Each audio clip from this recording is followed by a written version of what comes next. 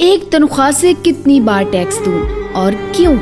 ہے کوئی جواب؟ میں نے 23 دن کام کیا، تنخواہ لی، ٹیکس دیا، سیل فون خریدا، ٹیکس دیا، ریچارج کیا، ٹیکس دیا، ڈیٹا کنیکشن لیا، تب ٹیکس دیا، بجلی لی، پھر ٹیکس دیا،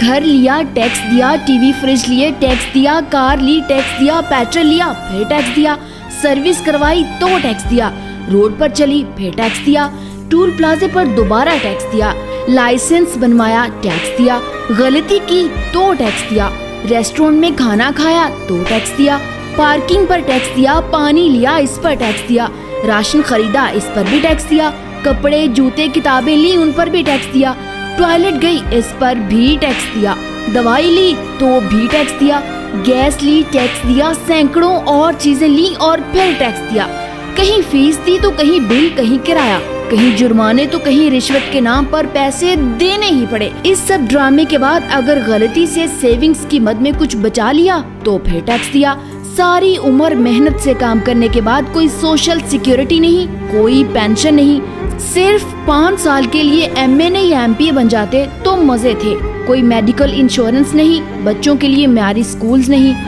پبلک ٹرانسپورٹ نہیں، سڑکیں خراب، سٹریٹ لائٹس خراب، ہوا خراب، پانی خراب، پھل اور سبزیاں زہریلی، ہسپتال مہنگے، بلکہ ہر سال مہنگائی میں اضافہ، بے تحاشا خرچے، اس کے بعد ہر جگہ لمبی لائنیں، آخر سارا پیسہ کہاں گیا؟ کرپشن میں، الیکشن میں، امیروں کو حاصل مراد میں، امیروں کے فرضی دیوالیہ ہو کر قرضے معاف کروانے میں، سوئس بینکس میں، لیڈرز کے بنگلے اور کارز میں، عوام کو سبز باغ دکھانے میں اور پاناما کے ہنگامے میں۔ اب کس کو چور کہیں؟ آخر کب تک اس ملک کے مظلوم عوام جانوروں سے بھی بدتر زندگی گزارتے رہیں گے؟ میں جتنا وطن عزیز اور اس کی غریب عوام کے استحصال کے متعلق سوچتی ہوں تو خون کے آنسو روتی ہوں، مگر اب وقت آ چکا کہ کسی شخص واحد کی اندھی محبت اور تقلید کے بجائے اس پیارے ملک اور اس کی غریب عوام کے بارے میں سوچا جائے۔